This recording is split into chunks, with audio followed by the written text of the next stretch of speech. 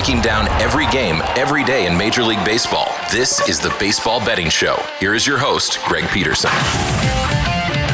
And warm up for the low. Welcome to lovely Las Vegas for the Baseball Betting Show with myself, Greg Peterson, now part of the VSiN Family Podcast. We've got an excellent podcast for you, as we're going to be joined in segment number 2 by one of our good friends, Curtis Rogers, who does such amazing work over at 710 Seattle Sports. We're going to talk with him about what we've seen out of the Seattle Mariners thus far, just the wackiness and craziness that we've got in the American League thus far, and then in the final segment, I'm going to get you guys picks and analysis on every game on the betting board for this baseball Saturday as we touch them all. If you do have a question, comment, segment idea, what have you for this podcast, you have one of two ways we fire those in. First one is my Twitter/X timeline at gunit_81. Keep in mind, letters they mean does not matter. So, per usual, please do send these into the timeline. And the other way is find an Apple Podcast review. If you rate this podcast 5 stars, it's very much appreciated. From there, you're able to fire in whatever you'd like to hear on this podcast via that 5-star review. While I did not get in any Twitter/X questions today, we had ourselves a fun day of baseball on Friday. Let's take a look back at it, try to find some trends, and try to get to know these teams a little bit better. Games from yesterday is Greg buzzing about. Here is the rowdy recap. In the day game, the Chicago Cubs get their offense going 12-4. They take it to the New York Mets. Kodai Senga, 7 runs, 6 of which were earned in 3 1/3 innings, giving up a pair of home runs. Nico Horner, 3rd home run of the campaign. Moises Ballesteros, his 3rd home run season. Then Ian Happ, he was out Apples. He goes deep off of Sean Manaea for his 5th home run of the campaign. For Manaea, gives up 5 runs in 4 innings. And then Oscar Brisbane, pair of outside the bullpen squirrels. Edward Cabrera, pretty solid outing here, considering the wind was very much blowing out. 3 runs allowed over the course of 6 innings. And then you had Homie Milner come in there for a scoreless inning. Jacob Webb, he gives up a run in an inning. Riley Martin, a scoreless inning. So nice convincing win for the Chicago Cubs. Nice convincing win for the Atlanta Braves as well. 9-0. They just absolutely wallop Taijuan Walker and the Phillies. Why Walker is still getting starts, the world may never know. 7 runs allowed over the course of 4 innings. Gave up a pair of bombs as you had Dom Smith get his 4th home run in the campaign, and then Austin Riley, home run number 2 of the season. And then he would go deep off of Chase Shoger for home run number 3 of the season. And then Michael Harris II, he goes deep off of Orion Kirkering. 3rd home run of the season for Shogert and Orion Kirkering. Both give up a home run in their inning of work.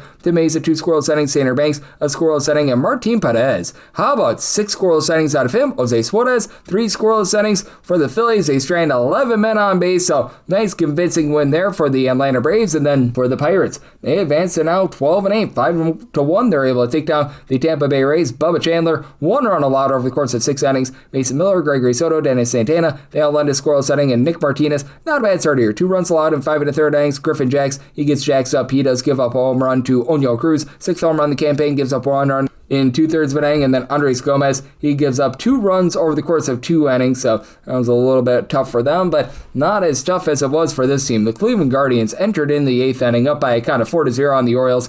They lose by a count of 6-4. Sander Bybee does his part. 6 scoreless innings, did walk 3, but rock solid there. Hunter Gaddis, a scoreless inning out of the bullpen, and then Sean Armstrong in the 8th inning. 3 runs allowed and does not get a single out. Eric Zabrowski gives up 2 runs in 2/3 of an inning. Connor Brogdon, he would give up a home run to Jeremiah Jackson. That was a 3-run shot. He inherited runner, so he was only credited with giving up 1 run in 1 1/3 innings. But for Jackson, 5th home run of the season and his 5th home run in the last 10 days. Chris Bassett, he had hook, line, and sinker. 5 scoreless innings. You need your don't you know? Give you a pair of outside the bullpen squirrels. Grant Wolfram, 3 unearned runs, as Jackson also had a bad error out there in the field that really costed this bullpen. From there, you had Anthony Nunez give up a run in 2/3 of an inning. He was taken deep in this game by Daniel Schneemann. 2nd home run in the campaign. Rico Garcia and Ryan Helsley, though, scoreless 8th and 9th innings to be able to get the Orioles into the winner's circle. Also being able to get a W on this day. How about a 10-5 winner for the San Francisco Giants, a Giants team that's really struggled on offense, but Zach Littell, boy, did he get destroyed. 8 runs allowed over the course of 4 innings. Gives up a pair of home runs as Eloy Ramos, his 1st home run of the campaign. And then you would have home run number 1 for the young gun outfielder in Drew Gilbert. A little bit later on, you would get home run number 2 of the season out of Casey Schmidt. That comes off of Paxton Schultz, who goes for 3 innings, gives up 1 run. That's a home run. PJ Poulin, a scoreless inning from there. Richard Dickey Lovelady, newly acquired from the Mets, he gives up a run in an inning. And Logan Webb, not as sharp as 4 runs allowed over the course of 6 innings. He does allow a home run to Dalen Lyle, his 1st of the campaign. And and then James Wood, good Wood off of Matt Gage for a 6th home run in the campaign. Gage gives up that home run in his inning of work, but Caleb Killian along with Blade Tidwell, they were both able to end a scoreless inning to be able to get that in there for Boston. They find a way to get the job done against the Detroit Tigers. 1-0 the final, as this was a pitcher's duel for sure. Casey Mize, 6 2/3 innings scoreless. Ranger Suarez, 8 scoreless innings. Orlando Shaman, a scoreless inning for the Red Sox, and then a scoreless 10th out of Garrett Whitlock for Kyle Finnegan. Scoreless inning for the Tigers, Brian Herter, and out of the bullpen scoreless, Wilves. He allows a winning run, Masataka Yoshida, an RBI single in the 10th inning. As for the Tigers, despite this going 10 innings, they only went 0-5 with men in scoring position, 1 of 7 for the Red Sox, so just not a lot doing on offense, but Red Sox, they find a way to get that home, and for the Yankees, they find a way to get this one home. 4-2, they take down the Royals. Michael Wacha, relatively solid start. He gives up 2 runs over the course of 6 innings, did allow a home run along the way to Ben Rice, 6th home run in the campaign, and it's been a rough season for Ryan McMahon. He goes deep off of Alex Lang in the 8th inning to really be the difference maker. Lang gives up 2 runs in that inning, including that bomb, and then Eli Morgan, a scoreless inning for Cam Schlittler. 1 unearned run given up in 6 innings was a bad outfielder error by Trent Grisham, who has not been good this year. Brent Hedrick, Emilio Duvall. From there, they both come in for an inning. For Duvall, does give up a home run to Vinny Pasquantino, 2nd home run in the campaign, but David Benar, along with Hendrick, they both give you a scoreless inning to be able to get that one in. The overs just keep coming out there in Sacramento. We have still only seen 1 Sacramento A's home game go under the total. For the White Sox, they get a nice commanding 9-2 win, as Davis Martin was quite good in this game. He allows 1 run over the course of 7 innings, and then from there you have the young gun. I believe that this was his MLB debut. 2 innings, 1 run allowed by Doug Nikhazy. That's a very interesting name, to say the least. And then on the flip side for the Athletics, Aaron Savali, this was not his night. 4 2/3 innings, he allows 5 runs, 11 hits in total. As for the White Sox, you did get a home run in this one. The Japanese import in Mutaka Murakami goes deep again. 6th home run in the campaign. Elvis Alvarado, he was in the building. He went 2 innings and he gave up 4 runs, all of which were earned, including that bomb from there. Justin Sterner, 2 1/3 innings scoreless, but not a lot doing here for the Athletics. Not a lot right now doing for the Houston Astros pitching staff as well. They had Peter Lambert start, and this was not what they wanted. 9-4, they fall to the St. Louis Cardinals. For Lambert, he does get 8 strikeouts, but 4 runs allowed over the course of 5 innings. Stephen Okert, a scoreless inning, and Brian Abreu's struggles continue. 3 runs allowed, including a homer in his inning of work. JP France, he gives up 2 runs in 2 innings, including a bomb. Nolan Gorman, 3rd home run in the campaign. Ivan Herrera, his 2nd, and Kyle Leahy, shaky here. He gives up 3 home runs, but all 3 were solo home runs, so 3 runs allowed over the course of 5 innings. From there, Ryan Stanek, he gives up a run in an inning, but Jojo Romero, Justin Brule, George Floriano, all lend a scoreless inning, and going deep for Houston. Jose Altuve, 3rd home run season. Jordan Alvarez, he's having a great year, his 8th, and then you would get home run number 2 out of one Mr. Christian Vasquez. For the LA Angels, they blanked the Slam Diego Padres, 8-0 the final. Matt Waldron is a knuckleballer, and it could go over the place, and this was not where he wanted it. 6 runs allowed in 3 2/3 innings as he was taken deep by Yohan Moncada, 3rd home run season. Been a miserable start to the season for Josh Lowe, but he goes deep off of David Morgan, his 3rd of the campaign. Morgan, 2 runs allowed in 2/3 of an inning. From there, Wandy Peralta, 5 outside the bullpen scoreless. Bradley Rodriguez along Kyle Hart, they all provide a scoreless inning, and Jose Soriano continues to be amazing. 5 2/3 innings scoreless, 8 punch-outs. Chase Silseth, a 3rd of an inning scoreless. Sean Anderson, 2 scoreless innings. You had Jordan Romano close the game out, scoreless inning to be able to get that one in. Being able to get this one in, the Cincinnati Reds, they were on to a nice 2-1 win over the Minnesota Twins. For Brandon Williamson, gives up 1 run over the course of 5 1/3 innings. From there, Connor Phillips, pair of outside the bullpen scoreless. Graham Ashcraft, Tony Santin, Emilio Pagan, all end a scoreless inning, and Joe Ryan, 2 runs, 1 of which was earned in 6 innings. He did his part. From there, Justin Topa, Cody Funderburk, and Cole Sands all lend a scoreless inning, but 9 men left on base for the Minnesota Twins. That was less than ideal. This is ideal for the Brewers. They're going through injuries, but they get the job done against Miami Marlins. This by a count of 7-5. It was the MLB debut of Coleman Crowe, and he was not bad in this game. He goes out there for 5 1/3 innings, allows 2 runs, both of which were earned.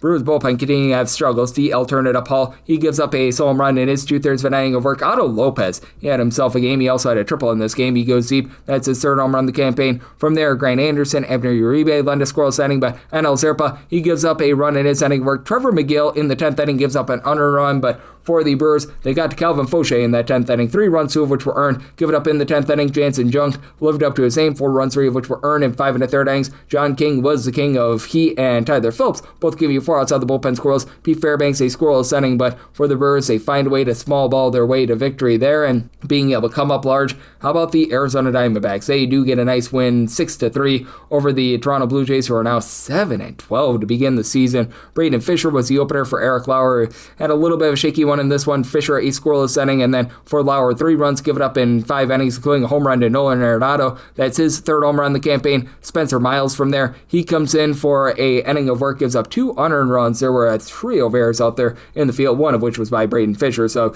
2 actual errors out there in the field against him. Joe Mantiply, he gives up a run in an inning, and Michael Soroka, continuing his solid start to the season, does get taken deep by Miles Straw, his 1st home run of the campaign, but Soroka gives up 2 runs in 7 innings. Jonathan Loaiza gives up a run in an inning, and then Paul Sewald is able to polish off a scoreless inning, and being able to polish off a win, the Walker Texas Rangers. They get a 5-0 win over the Seattle Mariners. They're now 8-13. We'll certainly be talking with Curtis Rogers about their struggles and the fact that they are getting nothing going at the plate. They leave 9 men on base. Jacob deGrom only last 4 innings in this game. He walked 2, doesn't give up any runs, and from there the bullpen was very rock solid. Tyler Alexander along Gavin Collier, they combined for 2 scoreless innings. From there you were able to get a scoreless inning out of Jalen Beeks, Cole Winn, and Jacob Latz, a scoreless inning apiece out of those 3. And for the Mariners bullpen, you did have Edward Pizarro give you a pair of outside the bullpen squirrels, but Jose Ferrer gives up a run in 2/3 of an inning, and then Casey Lugamina, 2 runs allowed in 2 1/3 innings for the Rangers. 5 of 17 with men in scoring position. They leave 13 men on base, but they still find a way to persevere, get the job done there, and also getting the job done, the LA Dodgers. Shock, surprise, surprise, 15-4. They lead all of baseball, 7-1 the final. Tyler Glass now terrific in this start. 1 run allowed in 7 innings. Jack Dreyer, 2 scoreless innings from there, and for the LA Dodgers, you had a pair of home runs from Max Muncy. Goes deep off of Tomoyuki Sugano for 5th home run of the campaign, and then Zach Agados for his 6th. Agados gives up 2 runs over the course of 4 innings. Sugano, 4 innings, gives up 5 runs, all of which were earned. Brendan Bernardino from there, he's able to lend a scoreless inning. And if you're taking a look at what we're all getting in Major League Baseball right now, favorites are off to a less than savory start to the season. 156 and 132 on the money line. That's 54.2%. And among those 156 favorites, you have seen 23 not be able to cover the run line. Overs are very overwhelming. 152 overs, 133 overs, and 10 pushes along the way. So 53.3% of games have gone over the total. Last 7 days in baseball, 58.7%, 54 overs, 38 unders, and I believe we've gotten a push or 2 along the way as well. Meanwhile, favorites, more respectable here over the last 7 days, 52 and 40 on the money line, with 9 of those favorites not being able to cover the run line. That's where we're seeing in baseball right now. That's where we're all getting trend-wise. Coming up next, how about if we do chat it up with our good friend Curtis Rogers, the pre- and post-game host of the Seattle Mariners on the radio side of things, right here on the Baseball Betting Show with myself, Greg Peterson, now a part of the VSiN Family Podcast.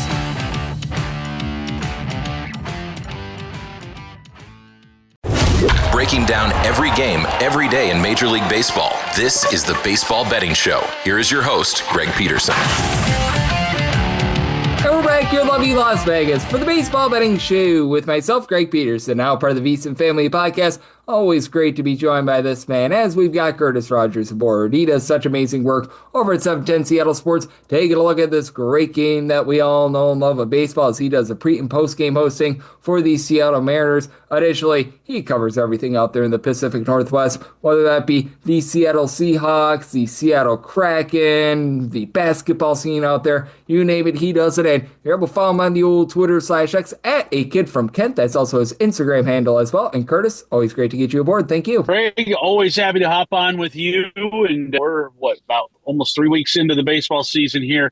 Lots of great storylines emerging across baseball. It's been a really fun start to the season so far. I mean, look, everybody is pretty much alive in this thing. No one has fallen that far out so far. It's made for some pretty interesting early storylines here in the mid portion of April. It certainly has, and just how have you taken a look at the entire American League thus far? Because I feel like it's been a hodgepodge, it's been really random to say the least, and really it just feels like there's a lot of teams in general out there in the American League that have underachieved this far this season. Oh, for sure, and watching one every single night here in Seattle so far in terms of underachievers is the Mariners sitting 8-12 as of early Friday. But you look at other teams in the American League, the Red Sox are very much underachievers. the Blue Jays, the fact that they have been getting blown out the way that they have, their run differential minus 25, second worst in the American League. I don't think anybody saw that coming. They sit at 7-11, bottom of the American League East. I think the Royals, a lot of people thought they were going to be more competitive. The Tigers have been awful away from Detroit. Yeah, it has been pretty topsy-turvy in the American League right now. Even the Yankees getting off to that great start and then really coming back down to earth here. Only 5 games separate first place in the American League and dead last in the American League. And you know who has the best record or second best record now in the American League? The Minnesota Twins, who I think everybody thought was going to have the worst record in the American League. So it has been pretty chaotic in the AL side of things. That's just life in the month of April in baseball. Yep, it certainly is. And how many of these teams do you think might actually be just stuck in this, shall we say, rut? And how many do you think might be able to claw their way out? And which ones do you think you see some positivity for? Well, I think one team that is in a rut that is going to be there for most of the season, I think, is the Houston Astros. They have zero pitching right now. They've got guys who are hurt. Hunter Brown's going to be out for an extended period of time. Christian Javier is out.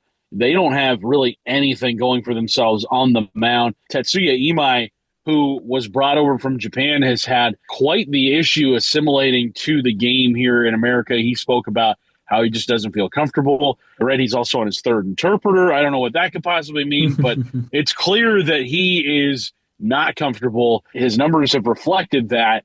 He has not been something that I think a lot of Houston fans had hoped he would be.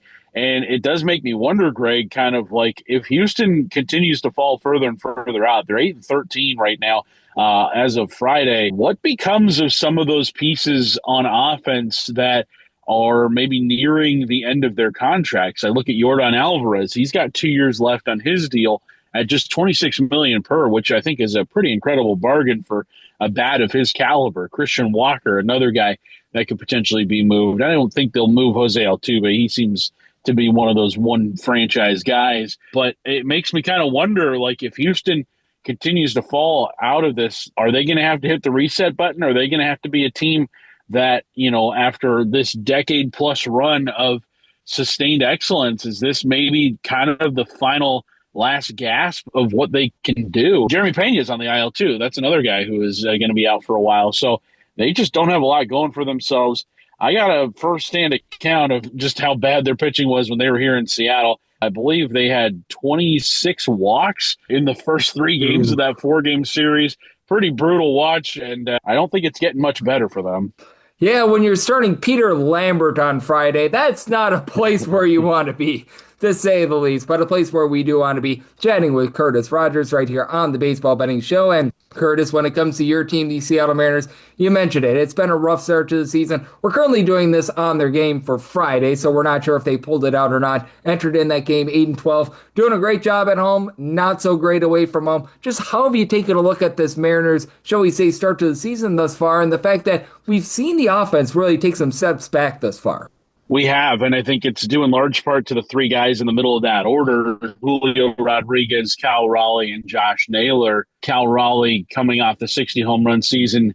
Everybody knew he was going to take a step back. It's impossible, I think, to improve upon a 60 home run season. That just doesn't happen. I think only 2 guys in Major League history have ever hit multiple 60 home run seasons, and those guys were roided out of their gourds in Mark McGwire and Sammy Sosa. Don't think, it was reasonable expectation for people to think, Cal Raleigh's just going to do it again. No, but I don't think people thought he was going to be this off balance at the plate, not making a lot of strong contact, swinging and missing a ton, only with the 2 home runs to this point in the season. And it's just kind of a continuation of the struggles he had in the World Baseball Classic. Now, that is a common bond that Raleigh, Naylor, and Rodriguez share, is that they all went and participated in the World Baseball Classic. Is that maybe cause for concern? Is that maybe the reason why they have gotten off to the slow starts? It's certainly a possibility. But Naylor is an interesting one where his contact numbers are about the same as what they've always been. He does not have a lot of strikeouts this season, only 15 in 76 at-bats, but he only has 9 hits. His only 2 extra base hits came in the same game. It was a pair of home runs against the Astros. Naylor is an interesting one because the contact numbers are the same. It's just hasn't been getting lucky, and the balls that he has been making contact on have not really been as struck hard as they've been in years past. Now, it's interesting because Julio Rodriguez has always been a slow starter in his career.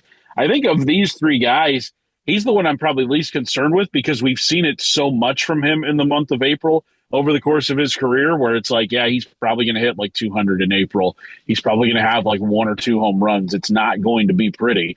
But then by the time you look up in June and in July, he's got 18, 19, 20 home runs, and he's made the American League All-Star team for, the 4th time in his career. So I think of those three, Julio might be the one I'm least concerned with. Cal is going to be one that I think the concern will continue to mount if he does not really snap out of it. I remember last year he had a few homestands, especially over the weekend, where he'd hit like 4 or 5 home runs in a span of 3 games and just has not come close to that production here in mid-April. So that is a concern for sure. Now, they've gotten great production out of guys like Luke Raley and Brendan Donovan. Those two guys have really carried the offense. Randy Arozarena as well, hitting 300 right now.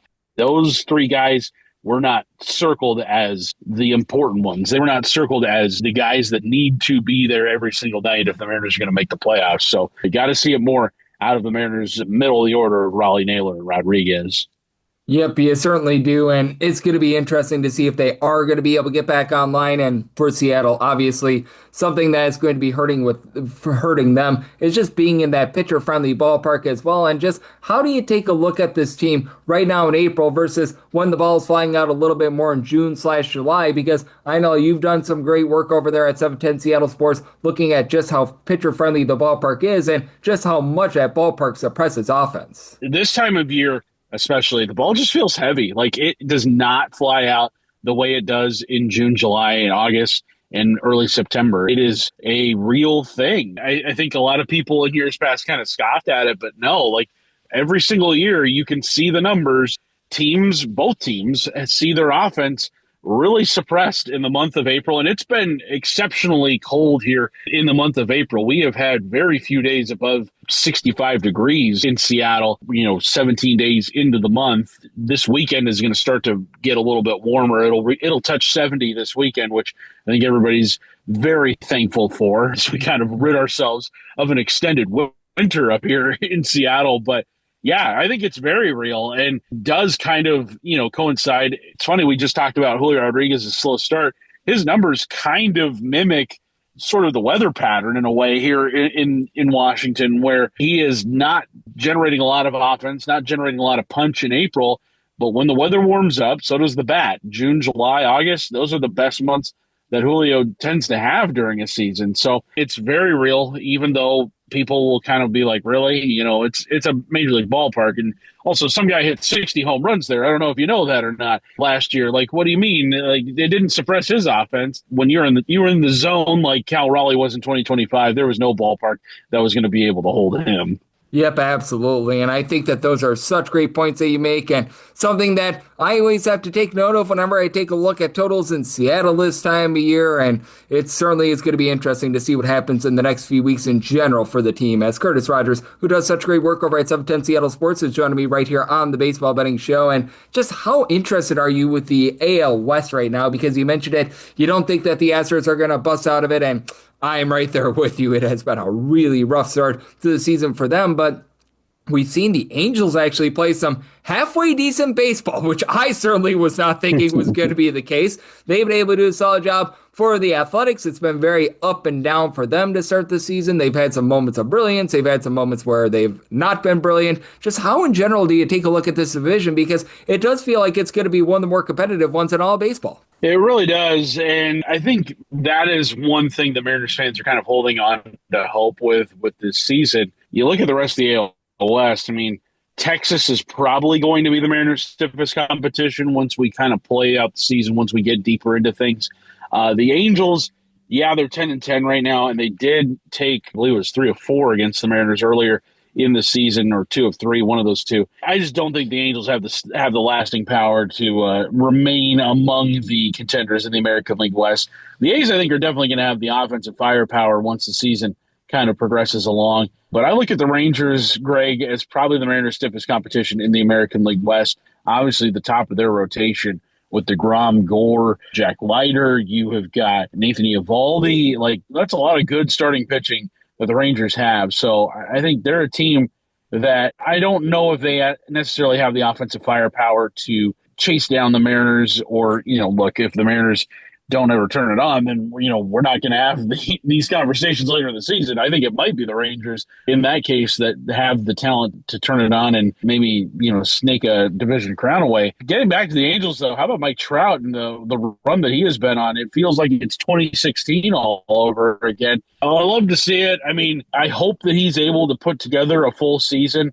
It's been so long since we have seen Mike Trout be able to do that, but 7 home runs already to start the year and OPS over 1,000. This is Mike Trout. This is the guy who is one of the game's very best players when healthy, who is a certified first ballot Hall of Famer. I love to see him go on a run like this because it just kind of goes to show like it's still in there. Unfortunately, the injuries have taken their toll on him, but when he is right, when he is going, he is still a must-watch player in the game of baseball. Oh, he certainly is. That was so much fun to see him hit 4 home runs in 4 games out there in Yankee Stadium. And speaking of which, because I was alluding to it with the ALS, how do you take a look at that American League East as well? Because it's a division that you've seen quite a bit of because a lot of ALS teams have faced off against the American League East. And we've talked about the disappointments in terms of the American League in general. It feels like you could just put a big giant star around pretty much the entire American League East, aside from the Tampa Bay Rays, as teams have really disappointed this year. Yeah, I mean, that AL East, the Orioles I thought were going to be better, especially adding Pete Alonso.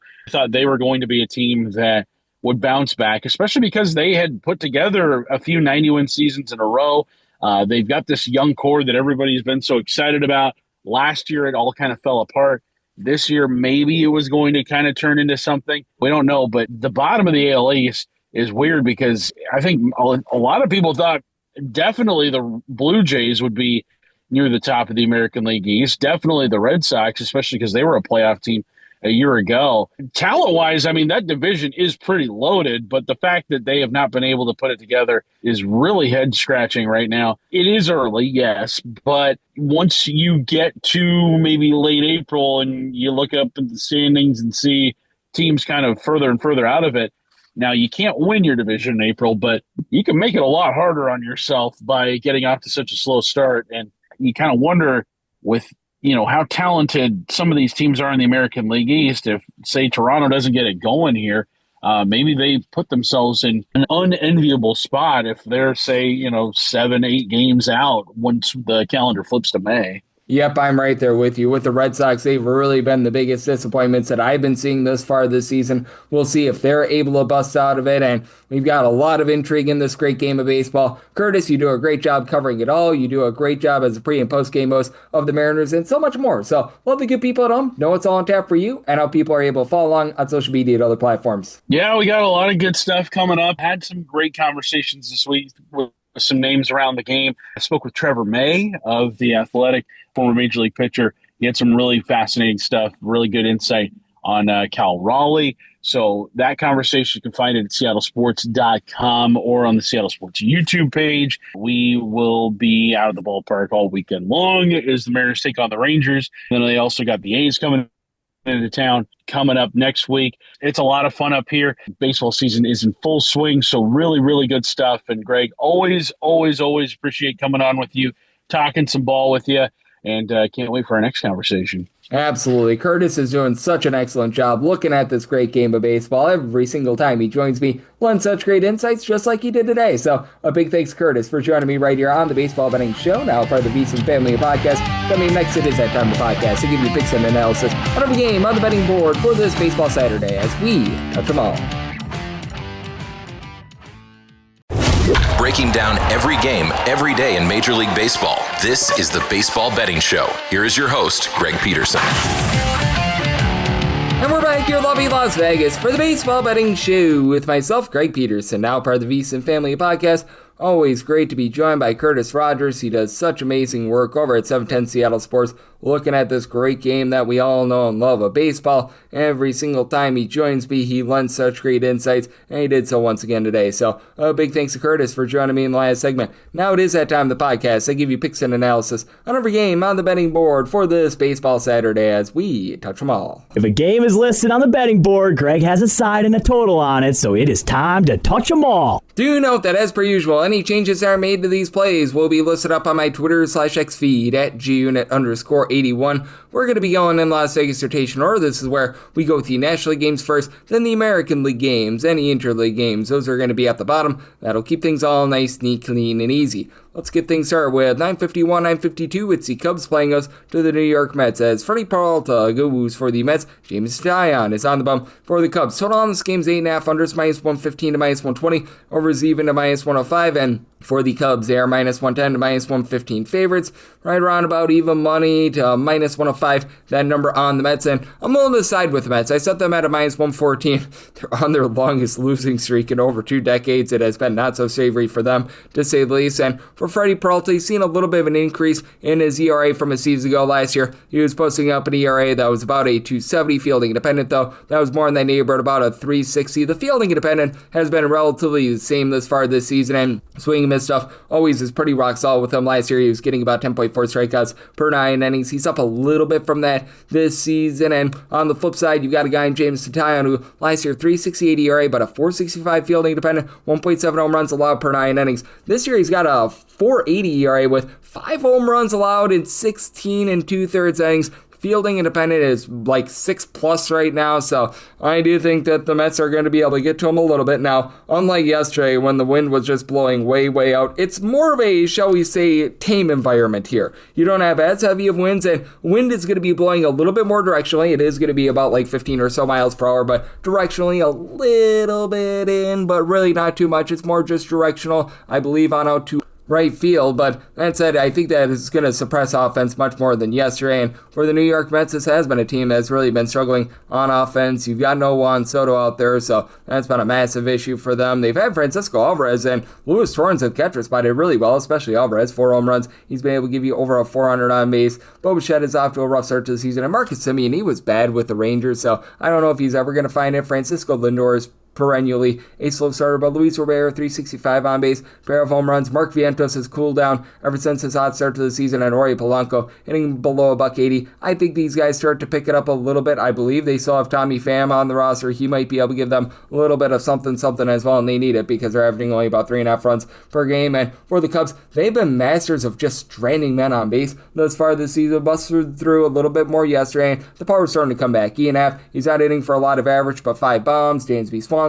4 home runs. Again, not aiming for a ton of average, but you've got a guy like Nico Horner who's hitting above a 340. Carson Kelly is giving you over 400 on base. Moises Ballesteros, Miguel Amaya, and ironically enough, all the catchers are doing a solid job. And then Seiya Suzuki, in a small sample size, so far so good. It's a Cubs bullpen that's all sorts of bruised and battered right now. Like Porter Hodge is now out for the season. Phil Matone, Hunter Harvey, Daniel Palencia, all on the injury list. So 39-year-old Caleb Theodore needs to step up, like the pickup of Jacob Webb in the offseason, but I do think that for the Mets, they're going to be able to get their bullpen situation straightened out because Luke Weaver, Devin Williams, they just have been awful to begin the season. Williams just turned into a gong show out there in Los Angeles, and Luke Weaver was really good with the Yankees last year. It's not been good this year, but Brooks Raley, Oscar Brizabin, sub-350 ERAs for these two guys. Greg Kimbrell, not great to say the least, but that said, I do think that Peralta goes out there, gives you a good start, so I set a total of a 7.6, especially since it looks like that wind is going to be blowing in a bit more, like the under, and the Mets up to a -113 on the Mighty line.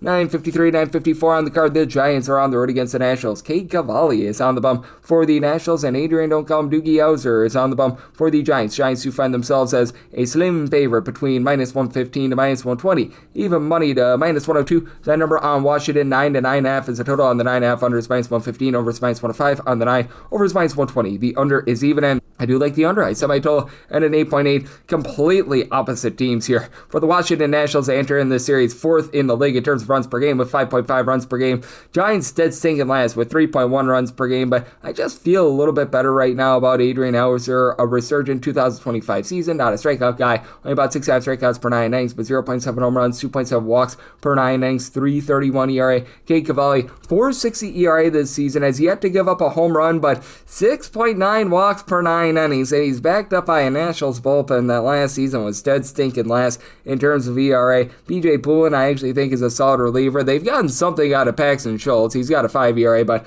I think that he's got some upside. But Ciano Perez, Gus Varland, Clayton Beeter, these are not trustworthy guys whatsoever. And for the Nationals, last year they were averaging 4.2 runs per game. Do I think that they're much improved from a season ago? Yes. Do I think that CJ Abrams continues a 481 on base? Maybe not. You've had Brady House be able to step up a little bit more. You've had Dallin Lyle be able to give you over 300 on base. Has yet to hit a home run, but he does a good job moving the line. You've been able to get Nasim Nunez to give you 7 stolen bases, so when he's gotten on base, he's been rock solid there. Absolutely love what I'm seeing out of James Wood. He had 30 plus home runs last season, and he's already got 5 thus far this season. Joey Weimer's moving lines. Washington Nationals doing a rock solid job there. And for the Giants, I think that there should be a little bit of positivity with the lineup. I recognize that they're never going to get full bang for their buck on Rafael Devers, but still, I do think that that's going to be a little bit of improvement. Matt Chapman, he's getting on base. He's not hitting for power, but entered into the series hitting about a 270. William Thomas is hitting a 260 with 3 home runs, so he's actually been relatively okay to begin the season. Outfield spots have been rough. Jungle Lee is now hitting about a 250, so that's been a little bit better, but Harrison Bader, when he's not been injured, he has been absolutely awful. You're not getting a lot of Eloy Ramos thus far. 9 home runs in the first 19 games of the season for this bunch. I do think that that goes a little bit northward, and for the Giants, they're not the same bullpen that they were a season ago when they were 4th in terms of ERA, but still, you had a guy in Eric Miller last year supplied sub 2 ERA. That should improve. JT Brubaker, Keaton Wynn, they're both able to give you a sub 3.25 ERA, so I do think that with the Giants, they do a nice job getting to Cavalli in that bullpen and get the job done. Somebody told it at 8.8 at the 9 plus, like the under, and willing to lay up to a minus 128 on that money line of the Giants. 955, 956 on the card. The Brewers are on the road against the Miami Marlins. Sandy Alcantara is on the bump for Miami. Brandon Woodruff goes for the Brewers. Brewers who find themselves as a very slim underdog. Minus 102 to minus 110. Minus 110 to minus 116. That number on Miami. 7.5 is the total. Under is minus 110 to minus 120. The over is between even and minus 110. And pay the Marlins minus 138. Like them on the money line. This Brewers team, even though they've been in the upper half of the big leagues in terms of runs per game this year, last year they were 5th in the league in terms of run scoring, have to wonder if this is just going to see a massive crater moving forward. Christian Yelich is right now injured. They were already without Andrew Vaughn. They were already dealing with a few other injuries as well. So, man, not great. Jackson Chourio being out, that's rough as well. Still love William Contreras sitting above a 300, giving you good power. Gary Sanchez, Jake Bauers, 5 plus home runs entering into the series, but now you're having to give at-bats to Greg Jones, a little bit of a young gun guy that they're hoping has a little bit of upside. Gary Mitchell has been able to do a good job moving the line, but Luis Renifo is not a guy that I'm necessarily bullish on. Sal Frelick is off to a little bit of a rough start to the season. Brandon Lockridge is moving the line, and then for the Miami Marlins, this is not a home run hitting team. 27th of the league in terms of home runs out of per at-bat basis last year, right back there this year, but they've got guys that are able to get on base. Xavier Edwards is right now hitting well above the 300. Great base stealer. The two O's, Owen Kasi along with Otto Lopez, both of these guys have been solid to begin the season. Kasi has been a little bit cold here recently, but I think that he's going to be able to pick it up. And then for Lopez hitting well above a 300 after he was a little bit unlucky last year. Augustin Ramirez is one of your main home run hitters. He's been able to give you about a 250 or so average, not really hitting for a ton of power, but for the Miami Marlins, I do like this bullpen as well. Lots of upside here with the likes of Andrew Nardi, Calvin Fauché, Anthony Bender, who all supplied a sub 350 ERA. They brought in John King in the offseason. Lake Bakar is able to be a nice long guy. Pete Fairbanks has had a very, shall we say, rough start to the season. Last year, sub 3 ERA with the Rays. I think that he's going to find it. And I do think that for the Brewers, a team that has had a rough start to the season with their bullpen, they're going to find it as well. Trevor McGill was going through it a little bit. You've got Ebner Uribe, Aaron Ashby, Grant Anderson, all those guys that had a sub 3.25 ERA last year, like the pickup of Anel Zerpa in the offseason. DL turned it up. Paul, 3.49 last season. ERA as a little bit of a long guy. So do think that the bullpen is going to be able to hold up. And for Brandon Woodruff, main issue for him has been giving up the deep ball. Last year, 1.3 home runs allowed per 9 innings. This year, 1.6 home runs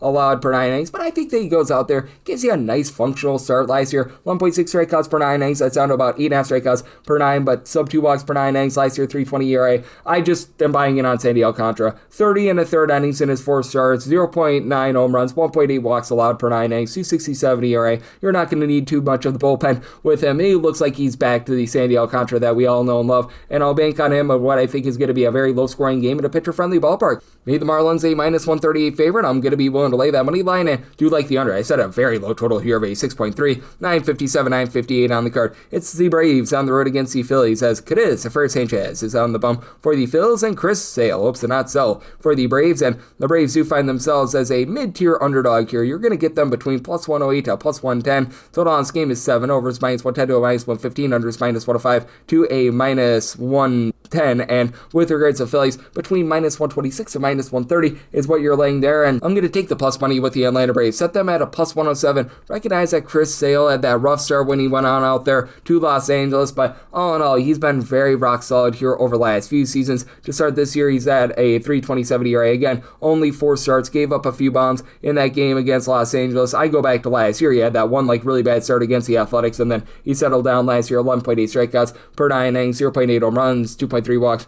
per 9 innings. I still think that this is a guy that we all know and love, and I can still bank on that. And then for Christopher Sanchez, he has become one of the best starting pitchers in all of baseball. Last year, a sub 250 ERA with 10 plus strikeouts per 9 innings. Did a great job keeping the ball in the yard with 0.5 home runs per 9 innings. How about 12.5 strikeouts per 9 innings this year? It was actually 9.4 strikeouts per 9 innings last season, but still, I mean, he's doing a great job getting whiffs. He's really putting it together as a pitcher. Do have to have trepidation with that bullpen, though, and that's a big reason why I'm in on the over, especially with the fact that the Atlanta Braves look very resurgent with their offense. They're a top 6 team right now in terms of run creation, and this is with Ronald Acuna Jr. getting off to a slow start to the season. He looks like he's back. He's closer to about a 350 on base, but not really hitting the deep ball. Matt Olson, 4 plus home runs. He's hitting above 300. Drake Baldwin, 5 plus home runs. He's hitting above a 300. Dom Smith has been amazing. And Mauricio Dubon is moving the line for the team. Like, everyone is clicking right now for the Atlanta Braves, and for the Phillies, it's just so hot and cold. Alec Boehm has been miserable. You're having guys like Otto Kemp in the lineup that are giving you nothing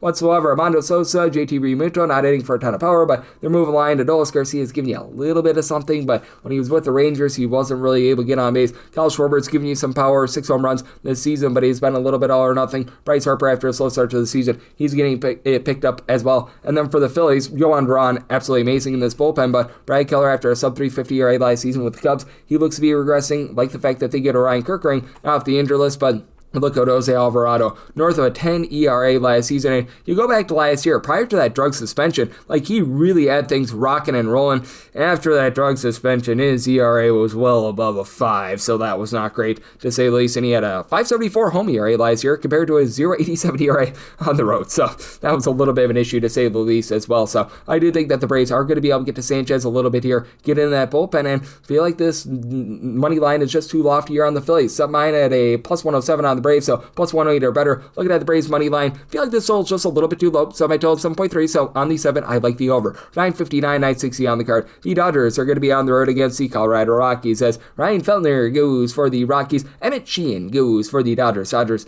between minus 270 to minus $3 favorites, plus 220 to plus 230. The number on Colorado, 11 to 11.5 is the total. On the 11.5, under is minus 110 to a minus 120. The over is between even and minus 110. Meanwhile, on the 11, over is minus 120, under is even. And if you're looking to lay a run half with the Dodgers, that's minus 170. If you're looking to lay 2.5 runs, that's minus 130. And I set my Dodgers run line price at a minus 171. I'm probably going to be looking to lay 2.5 runs here because I'm in on the over. I'd rather take that like minus 125 rather than laying a Mondo minus 170. And for Emmett Sheehan, I think that he's going to be in for a really good year. Recognize that he had a little bit of a shaky start to begin the season. Right now, he's posting up at 6.60 ERA, but that said, last season, you go back to that, 0.9 home runs, 2.7 walks per 9 innings with 11 punch-outs per 9. I do think that he's a real deal, and this is an improved team here with the Colorado Rockies. Are they amazing? No. Are they as bad as they were a season ago? No. And Ryan Feltner is a presentable pitcher, I think is the best way of putting it. You take a look at things ever since the beginning of the 2024 season, because he was all sorts of banged up in 2025.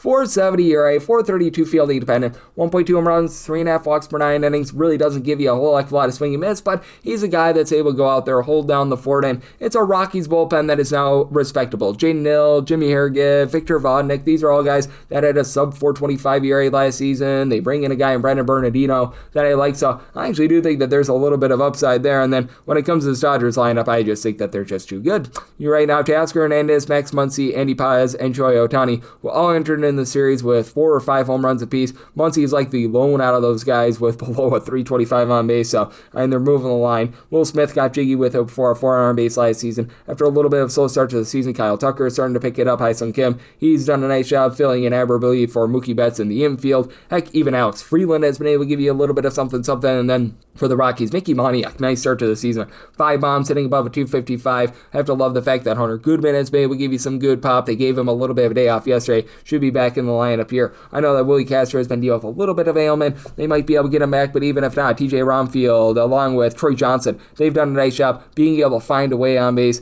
For the Rockies, though, I just think that they're up against the best team that money can buy, and I think that the Dodgers do a nice job slowly getting their way to victory. Recognize that it's a bit cooler out there. You saw snow yesterday for the Rockies, but even with that, so my total 11.7, like the over, and for the Dodgers, looking to probably lay that 2.5 run line. If you only have 1.5, would be willing to lay the 1.5 run line up to a minus 170 myself. 961, 962, it's the Royals. They're on the road against the Yankees. Will Warren goes for the Yankees. Noah Cameron is on the bump for the Royals, and the Royals who find themselves as underdogs, plus 130 to plus 140. Minus 155 to minus 160, that number on the Yankees. 8.5 is a total. Under is minus 120 to minus 125. Over is even to plus 105. You're looking to lay a run half with the Yankees. Plus 142 to plus 145, and sign me up for the run line. I set mine at a plus 121 as I really think that Noah Cameron is doing for a big-time regression. Like, you look at Noah Cameron, since he got called up to the big league ranks in the 2025 campaign, he's been great. 3.09 ERA, but 4.14 fielding dependent, not a strikeout artist, 7.5 strikeouts per 9 innings, 1.2 home runs, 2.7 walks allowed per 9 innings. Not bad, but not necessarily amazing. Will Warren off to a 2.45 ERA thus far this season, but 3.55 fielding dependent. Should see a little bit of regression there last year. 4.44 ERA, 1.2 home runs, 3.6 walks per 9 innings, so I think that he's probably going to be closer to that range when it's all said and done. Now, this is a Royals lineup that has not really been putting runs up on the board. You've got Salvador Perez and Vinny Pasquantino, both at 1 or 2 home runs apiece, both giving you below the Medelis line of 200 with the gross batting average, so that's a little bit of an issue. As a matter of fact, they entered in the series averaging 2.7 runs per game away from home. I have to think that goes northward a little bit. Miguel Garcia has been able to move line a bit for this team, so that helps you out. Bobby Witt Jr., he continues to reach base. Nobody can drive him in, but he continues to reach base for you. And then Carter Jensen has been able to supply 3 home runs ever since the oversleep situation. Jack Aguileone, he's been okay in terms of moving line, but those guys at the bottom are just doing nothing whatsoever. And for the Yankees, they entered in the series like league average, 4.5 or so runs per game after they led the big leagues in terms of runs per game a season ago. I think that they start to pick it up. Ben Rice has gone off to a nice start to the season, over a 4.20 on base, 5+ home runs. You've been able to have Giancarlo Stanton actually hit for quite a bit of average. I think that he's still stuck on 1 home run, but he's finding a way on. Aaron Judge not getting on base the way that he has in the past, but he's been absolutely hitting the deep ball for the team. You just need the infielders like Jazz Chisholm, Brian McMahon, that extends the catcher spot, and Austin Wells. These guys pick it up a little bit, and Trent Grisham has been miserable for the Yankees. This is a bullpen that I do feel relatively good about, even though you lose Luke Weaver in the offseason, who's been awful with the Mets. Fernando Cruz, Tim Hill, Brent Hedrick, they all had a sub 3.35 ERA last season. They picked up Camilo Duvall, David Benar in the offseason, and then for the Royals, they're still dealing with the injury to their main closer and Carlos Estevez. That hurts them. Nick Mears has just not been the same guy he has been the last few seasons, but Matt Strom sub 3.50 ERA with the Phillies. Lucas Erceg had a little bit of a rough go of it earlier in the week, but do trust in him as a closer. But that said, do think that the Yankees get to Cameron here. So by total 9.3, like the over, and the Yankees at a plus 122 or better on the run line. 963, 964 on the card. It's the White Sox. They're going to be on the road against the Athletics. Luis Severino is on the bump for the Athletics. Eric Fetty Wap goes for the White Sox. White Sox find themselves as a mid-tier underdog here, plus 130 to plus 140. Meanwhile, minus 155 to minus 160, that number on the Athletics. 9.5 to 10 is the total. On the 10, under is minus 120. The over is even. On the 9.5, over is minus 115. The under is minus 105. And if you're looking at the Athletics on the run line, right now you're getting that about plus 125 to plus 135. Pretty much anything at plus money, I was willing to take a shot on the Athletics, laying that run and a half. Even though Luis Severino, boy oh boy, did that guy have some home and road splits last season. For Luis Severino, when he was away from home, that ERA was right around about a 3.01, 3.02. He was giving up about 0.7, 0.8 home runs per 9 innings, and really didn't give up the deep ball a ton when he was at home, but boy oh boy, that ERA ballooned up to a 6.01 when he was at home last season. That said, I just am not a believer in Eric Fetty. Now, when he was with the Chicago White Sox in 2024, he had a career resurgence. He looked relatively rock solid, but still much of that success that came when he was pitching in the city of Chicago when he left home. That's when the issues really sort of just snowballed. And last season, 5.49 ERA. He was getting 5.6 strikeouts and 4.2 walks per 9 innings to begin this season. 4.23 fielding dependent, 3.38 ERA. Still not getting a lot of swings and misses. Has cut down on the walks, but now you're out there in Sacramento where the ball just absolutely flies. We entered into the series having seen a 1-under in Sacramento thus far this season. Now, White Sox bottom 5 team in terms of run creation, and you just look at the starting lineup that they've trotted out there on Friday. One guy in the starting lineup hitting above a 222, Everson Piera, hitting a 300 with 3 home runs. He's been able to give the team something. And then Jason Madrith was the only other guy on the roster that saw an at-bat in the starting 9 above a 172. Good grief. Like, you have to figure that Colson Montgomery sitting at 172 is going to see some positivity. Miguel Vargas, Andrew Benintendi, like, these guys weren't amazing last year, but they were better than this. I do think the positivity is going to be coming here. And then for the Athletics, not a lot of power outside of what you've been able to get out of Shea Langeliers this far this season. Shea has banged for 6 home runs this far this season. Nobody else on the roster with more than 2 home runs. Nick Gertz has been slow out the gates. He and Tyler Soderstrom combined 3 home runs between the two of them, both hitting below a 215. Lawrence Butler hitting right around the middle line of 200. Jacob Wilson, he's starting to be able to get on base a little bit more. Jeff McNeil, he's found a way on, not giving you a lot of power. And then you got 2 bullpens that are not great, but I have a little bit more faith here in the Athletics. The likes of Hogan Harris, Justin Cerner have been presentable. Now, I don't trust in the veterans of Mark Leiter Jr. along with Scott Barlow. Those 2 guys look completely washed. And speaking of completely washed, when your closer is for Anthony Dominguez, that's not great. Jordan Nix has been terrible to start the season. And then you've got John Newcomb, who should not be on an MLB roster. Grant Taylor's a nice opener, but that's about it. And then Jordan Leisure, north of 4 ERA. So I do think that you get runs aplenty in this game. So if I told 10.3, like the over. And for the Athletics, anything of plus money, we'll take a shot on that run line. 965, 966 on the card. It's the Tigers. They're going to be on the road. They're facing off against the Boston Red Sox as Brian Bayo goes for the Red Sox. Tariq Skubal is on the bump for Detroit. Detroit is between minus 154 to minus 176, plus 135 to plus 148. That number on Boston, 7.5 is the total. The under is minus 120 to minus 105 on the over. That's between even money and minus 115. And if you're looking to lay a run half right now with the Tigres, finding that right around even money to plus 105. And if we can get that closer to about a plus 108 or so, we'll be looking there. Instead, I would rather take a shot on the money line, set mine at a minus 163, because I do think that this is going to be a low-scoring game. Both of these teams have been more around league average with regards to run scoring going into the series. And for the Detroit Tigers, you just haven't had Riley Green, Spencer Torkelson hit for the same amount of power that they did a season ago. Both of these guys were at 30-plus home runs. Some of guys are doing a plenty good job in terms of moving the line. Dylan Dingler above a 350 on base. Torkelson is as well, even though he's not hitting for average. Javi Baez has been hitting above a 260. Kevin McGonigal, not a power hitter, but he's hitting like a 300 for the team right now. So you've got guys that are moving the line. They now get back Wencio Perez. He's been struggling since he came back, but they do get him back. And then on the flip side for the Boston Red Sox, it's just been a struggle bus for a lot of these guys. Caleb Durbin is hitting less than $150. Jaron Duran has been slow out of the gates. You need a little bit more out of Trevor Story. He's perennially a slow starter, but I mean, a sub 250 on base, that's just not cutting it. That said, though, you've been able to have, when he's been out there, Masataka Yoshida be able to move line. Roman Anthony, he's back to give you about a 350 or so on base. Wilson Contreras, he was dealing with a little bit of injury, over a 400 on base. He and Weiler Abreu, 3 home runs apiece. And for the Red Sox, you've got a really good bullpen with this team. Last year, they were number 2 in terms of bullpen ERA. Greg Weiser, Garrett Whitlock, both were able to give you a sub 350 ERA.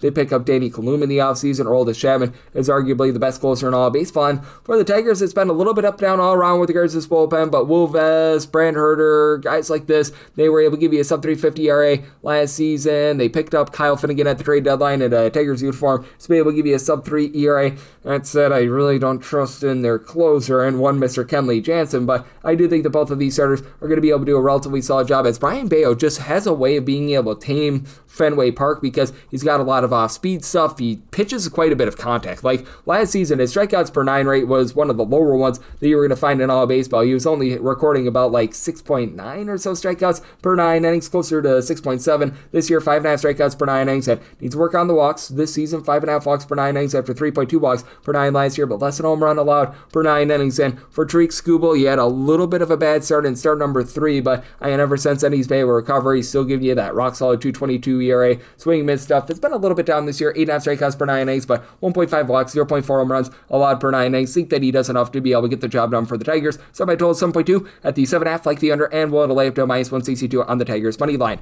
967, 968 on the card. It's the Orioles on the road against the Guardians. Gavin Williams goes for the Gardos, and Dean Kramer goes for the Orioles, and Orioles find themselves as a mid-tier underdog here between plus 108 to a plus 118, minus 126 to a minus 140. The number on Cleveland, 7.5 is a total. Over and under between minus 105 to a minus 115. Set the Guardians at a minus 162. I like them on the money line. Now, Gavin Williams is going to need to improve upon the walks issues. He has been giving out a couple too many free passes thus far this season. 11.5 strikeouts per 9 innings. The 6.4 walks are a bit of a concern, but 2.38 ERA. He has been absolutely dynamic, keeping the ball in the yard at a 3.06 ERA with about 1.2 home runs allowed per 9 innings last season. For Dean Kramer, he pitches to a lot more contact. 4.19 ERA with 7.4 strikeouts per 9 innings a season ago, and he's backed up by an Orioles lineup that entered in the series averaging 3 runs per game away from home. That's a bottom 5 mark in all baseball, and they're just all sorts of banged up once again. Jordan Westberg is right now on the injured list. Have yet to see Jackson Holiday thus far this season. A lot of the young guys, Kobe Mayo, Colton Gauser, Samuel Basayo, hitting below the Bedell's line 200. That's been unacceptable, and they just don't have a lot of home run power. Like Taylor Ward had 30 home runs last season for the Angels. He's moving the line. He's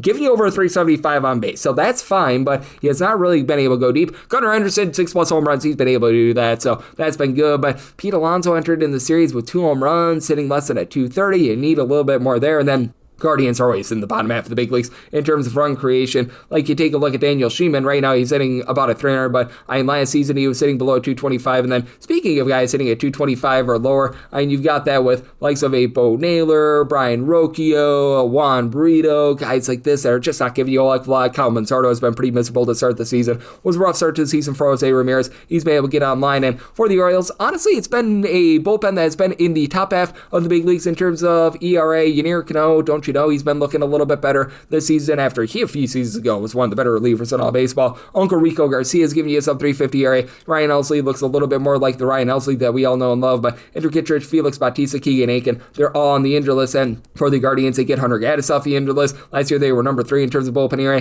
Cade Smith has been a little bit shaky. I think that he's going to be able to pick it up. Eric Sobrowski, sub 3 ERA last season. Tim Aaron, he's able to be a steady Eddie guy, so do think that the Guardians do go out there, get the job done. Set my money line price at a minus 162, so willing to lay that money line. Set a total of a 7.8. I think that the Guardians get enough to Dean Kramer for the over, so you're at the 7.5 in on the over. 969, 970 on the card. It's the Walker Texas Rangers on the road against the Seattle Mariners. George Kirby goes for Seattle. Nathan Eovaldi is on the bump for Texas. Total on this game is 7. The over is minus 115 to a minus 120. Under is between even to minus 105 on the Seattle Mariners. Minus 140 to minus 150 is that number. Plus 120 to plus 130 is that number on the Rangers. Set my money line price at a minus 142. So minus 140, minus 142. Absolute max buy point here on the Seattle Mariners, but a number that I am going to be willing to lay for George Kirby. He has been very rock solid when he's been in the city of Seattle really throughout his entire career. Like, you go back to what he was able to do in 2025 when he did have a little bit of an issue giving up the deep ball. Going home was really the, shall we say, antidote for him. He was giving up only 1 home run per 9 innings, 3.38 home ERA, 5.16 ERA with over 1.3 home runs allowed per 9 innings away from home. And for Nathan Eovaldi, last year, if had he stayed healthy, he was going to be a Cy Young candidate.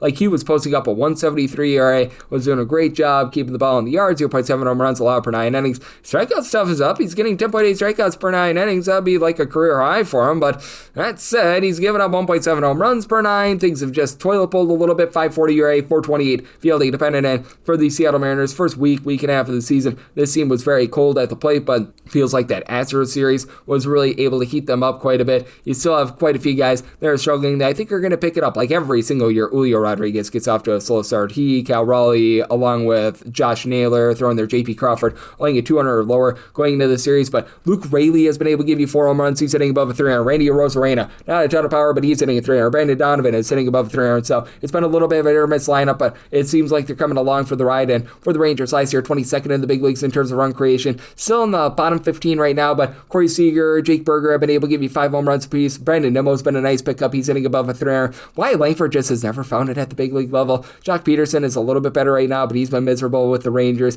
Josh Young has been okay, hitting about a 265. Josh Smith has not been okay. But for the Rangers, what you can bank on is this really good bullpen. They were last year a top 5 team in terms of bullpen ERA. They're back there this year. Jalen Beeks, Tyler Alexander may not be super great with regards to their ERA, but they're able to give you some nice long relief. You've got Jacob Junis, who had a sub 3 ERA last year with the Guardians. Cole Winn, he was a sub 2 ERA guy last season. And for Seattle, Andres Munoz has had his issues thus far this week, but he and Matt Brash still one of the best best 8th and ninth inning duos in all baseball last year. Top 8 team in terms of bullpen ERA. Gabe Speier, Edward Pizzardo were both able to supply a sub-3 ERA, and I do think that they get back to that form. Semi-total 7.7, like the over, and for the Mariners, we'll delay up to a -141/-142 on that money line. 971, 972 on the card. It's the Reds. They're going to be on the road against the Twins. Taj Johncal and Milton Bradley is on the bump for the Twins, and Andrew Abbott goes for Cincinnati. 7.5 to 8 is the total on the 8. Over is -115. The under is -105 on the 7.5. Over is -120. Under is even. Right now, the Twins are between -134 to -145 on the money line, +118 to +123. That number on the Reds. I'm going to take a shot here on the Reds. Set them at a +111. Now, Andrew Abbott is not going to be some sort of like a pitching ninja strikeout guy or anything like that, but always does a relatively good job of keeping things out in front of him. Last year, 287 ERA, 366 field independent, 1 home run, 2.3 walks allowed per 9 innings. This season, 585 ERA, but a 447 field independent. He's been giving up just 0.9 home runs per 9 innings, and I do think that we start to see a little bit of regression right now for the Minnesota Twins. They've been one of the more fortunate teams with men in scoring position to begin the season. They've had Byron Buxton be a little bit hit or miss to begin the season. He's starting to pick it up a little bit after he had that just rough start to the season, entered into yesterday with 3+ home runs, and with the Twins, you've had Josh Bell really do a nice job getting on base. 350 on base. He's been able to supply 3 home runs. Last year, Matt Woolner, Cody Clemens, 20+ home runs, but both hit below 225. Neither has been really moving the line thus far this season. Ryan Jeffers, 4 on base. That's been solid along Victor Carantini. And then on the flip side for the Reds, you have a few guys are really stepping up. And Eugenio Suarez, he entered into yesterday with 3 bombs, about a 325 on base. Cousin Sal Stewart hitting above a 300. He has been tremendous with the deep ball. He and Ellie De La Cruz both at 6+ home runs apiece. But then the rest of the lineup, boy oh boy, it's a mash unit as Will Benson, Spencer Steer, TJ Friedel, Matt McClain are just about as useful as a poopy flavored lollipop, all hitting at 200 or lower. And then for the Reds, they actually enter in this series numero uno in terms of bullpen ERA. Pierce Johnson, Brock and Roll Burke, they picked them up in the offseason. Both at their respective stops had a sub 350 ERA last year. Emilio Pagan is day-to-day. That's honestly a good thing. I do not trust him as a closer whatsoever. Graham Ashcraft, Tony Santillan, these guys have been relatively rock solid, and I really am not a believer in this Twins bullpen. Last year, they were in the bottom 7 in terms of bullpen ERA, and Anthony Banda, since he came over from the Dodgers, man, he has been getting just absolutely torpedoed, so that's not been great. I did like the fact that they picked up Eric Orze along Taylor Rogers. Both of these guys had sub 350 ERAs last season at their respective stops. Cody Funderburk, Justin Topa, they'll probably be hovering right around about a 4 with regards to their bullpen ERA. And then for Taj Bradley, he's a hit or miss guy, and when he is firing all cylinders, this guy is actually a really, really good pitcher. And when he's bad, he's really, really bad. He's been off to a nice start this year. 125 ERA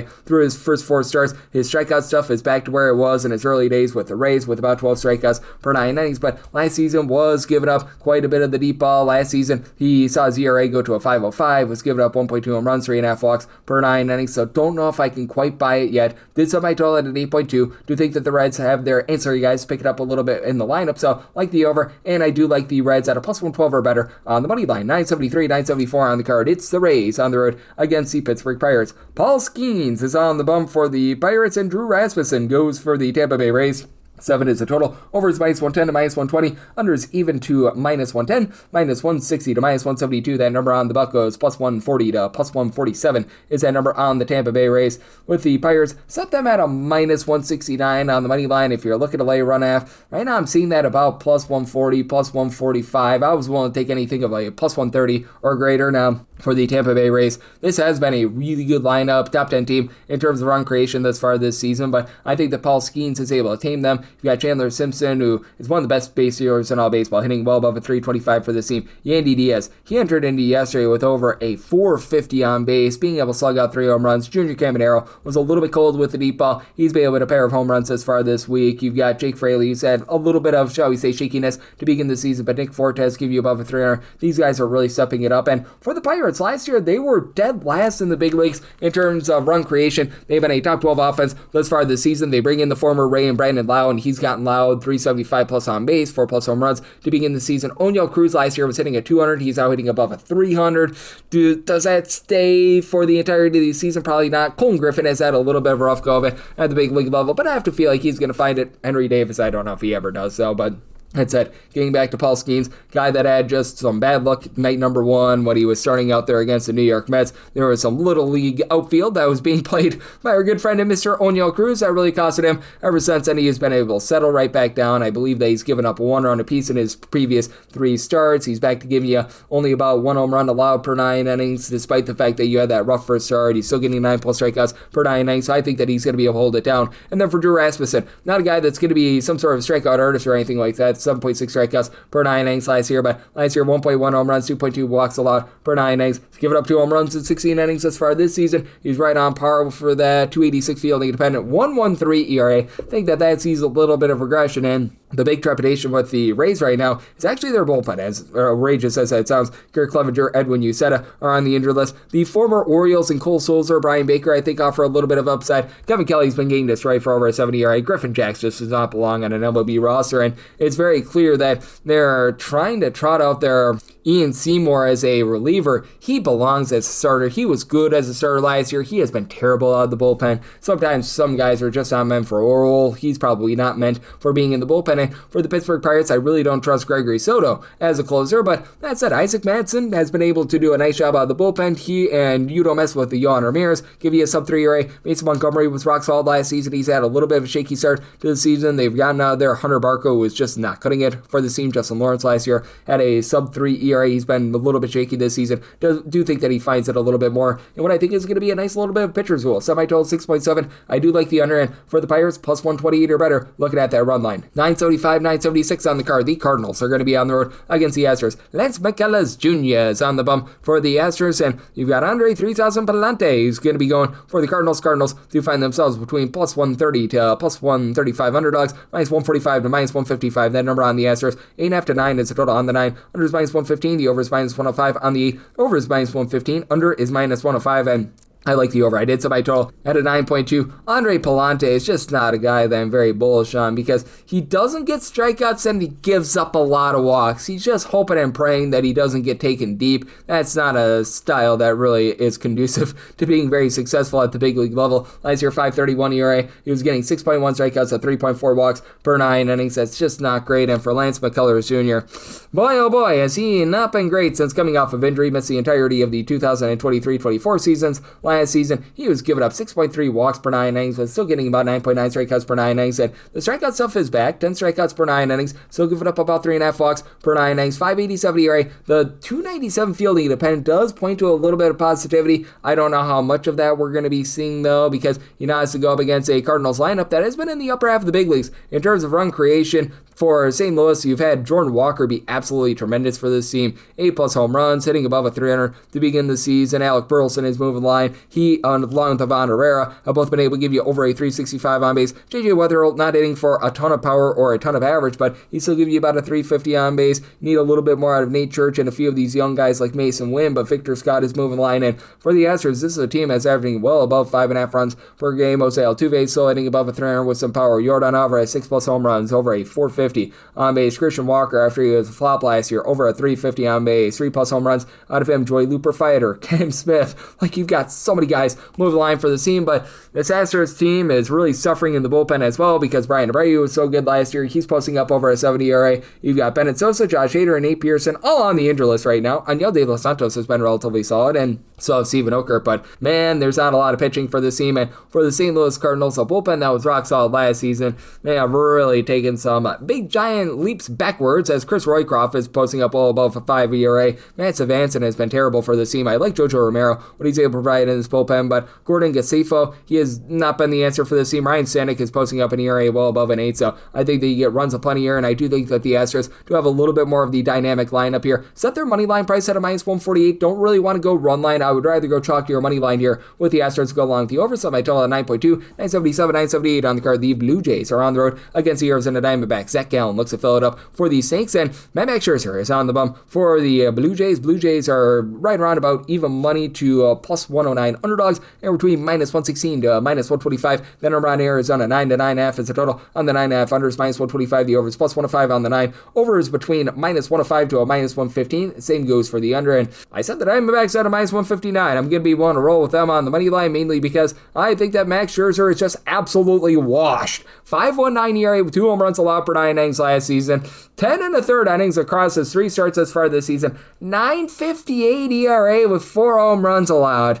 Like, it's just really painful to see a legend like this struggle as badly as he has, and for the Blue Jays, it's not even like this bullpen is good right now. Mason Fluharty has been posting up an ERA well above a 5. Jeff Hoffman, other than that postseason run last year, he has not been effective. Yimi Garcia still dealing with a little bit of injury. Louis Varland, Tyler Rogers, these guys have been relatively solid, but you're going to need a lot of bullpen pitching because Max Scherzer is not going to be going deep in this game. And for the Blue Jays right now, they are dealing with quite a few injuries in the lineup. Don't call his name Alejandro Kirk, George Springer, Edison Barger, all deal with injuries. Now, Andres Gimenez is hitting well above a 250. He's been able to come alive. Ernie Clement has been able to do an okay job finding way on, not giving you power, but he's finding way on. But Nathaniel Lukes has been off to a rough start to the season. Flagger Jr. is giving you a 400 plus on base, but entered into yesterday with just 1 home run. Then that's what's really lacking for this team. Someone like Dalton Varsho last year was giving you a home run every 12 or so at bats. He's up to 3 home runs, but you still need a little bit more power because Zuma Okamoto just has not necessarily been what they've been hoping for at this point. And on the flip side for the Arizona Diamondbacks, last year they were 4th in the big leagues in terms of run creation. They're dealing with injuries to their own lineup, Lourdes Gurriel, along Gabriel Moreno being on the injured list. Carlos Santana is as well, but honestly, that might be a good thing. Jose Fernandez is a little bit of a young guy. He's been able to hit about a 300. Eliarmo Vargas is moving the line. You've had a rough start to the season for Geraldo Perdomo, but he's perennially going to give you a 250 average or better. You've had Corbin Carroll really do a nice job for this team. It's not a great bullpen for the Arizona Diamondbacks. I do like the pickups of Taylor Clark along Jonathan Loaizaga. I think that both of these guys can give you a sub-4 ERA this season. Paul Sewald, I really don't trust him at the closer spot, but Ryan Thompson, he's been very solid for this season. When he was out there last 2 seasons between the 2024-2025 campaigns, was posting up a sub-355 ERA, so I feel like he can be relatively reliable. And for Zach Gallen, the strikeout stuff is way down. He's only getting about 5 strikeouts per 9 innings, but he's lowered his ERA to a 360 after that was 483 last season. 0.9 home runs, 3.2 walks per 9 innings. Has always been a whole heck of a lot better at home rather than away from home, so do think that the Diamondbacks do go out there, get the job done in a little bit of a higher scoring game. Did set my total at a 9.7. I like the over, and I like the Diamondbacks here on the money line, and wrap things up with 979, 980. The Angels are going to be playing us to the Padres. Esteban Marquez is on the bump for the Padres, and Yusei Kikuchi, I say he's starting for the LA Angels, and the Angels are a very slim underdog here, anywhere between about plus 105 to a minus 105, minus 109 to minus 115. That number on San Diego, 9.5 is a total, over and under, anywhere between minus 105 to a minus 115, and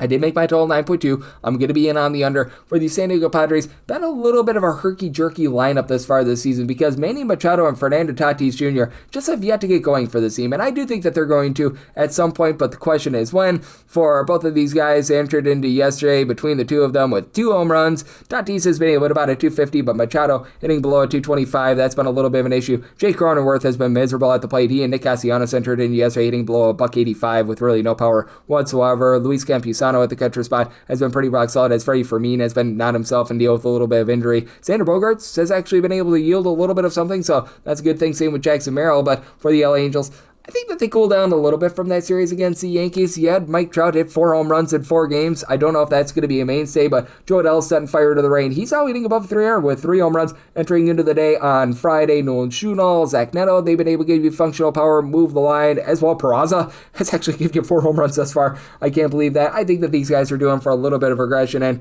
for German Marquez, this is not a guy that I'm a believer in whatsoever. Last year, a 6.70 ERA, 5.9 strikeouts, 3.4 walks allowed per 9 innings, 5.54 ERA to begin the season. 5 home runs allowed in 13 innings with a 7.55 fielding independent. I think, though, that Yusei Kikuchi is in for a little bit of bounce back. 7.50 ERA to begin the season. Last year, I'm not going to say he lit the world on fire, but 3.99 ERA, about a 4.20 or so fielding independent. 1.2 home runs allowed per 9 innings. Was giving up about 3.5 walks per 9, but still, I do think that he's going to be able to hold it down. And this is a Padres team that I think helps you out to the under because last year they were number 1 in the big leagues in terms of bullpen ERA. Fully recognize that you've got Jeremiah Estrada on the injured list, but Jason Adam has been a sub-3 ERA guy over the last 3 seasons. Adrian Morejon, after a rough start to the season, he's picking it up. Mason Miller, he's been a rock-solid closer. And for the LA Angels, this bullpen is much better than it has been in the past. Now, Ben Joyce, Kirby Yates being on the injured list is an issue, and I don't trust Jordan Romano whatsoever, but Chase Silseth has actually been really good coming out of this bullpen. Sub-3 ERA out of him. Drew Pomeranz, he helps out the team quite a bit. Brent Suter's able to give you some nice, solid, long relief as well, and I trust Kikuchi much more than Marquez here. So set the Angels at a minus 134, like them on the money line, and on the under So by total 9.2, and that'll wrap things up for the Saturday edition of the Baseball Betting Show, now part of the VSiN Family Podcast. If you do like what you're hearing from this fine podcast, Baseball Betting Show, you're able to subscribe wherever your podcast, Apple Podcasts, Google Play, Spotify, Stitcher, and TuneIn.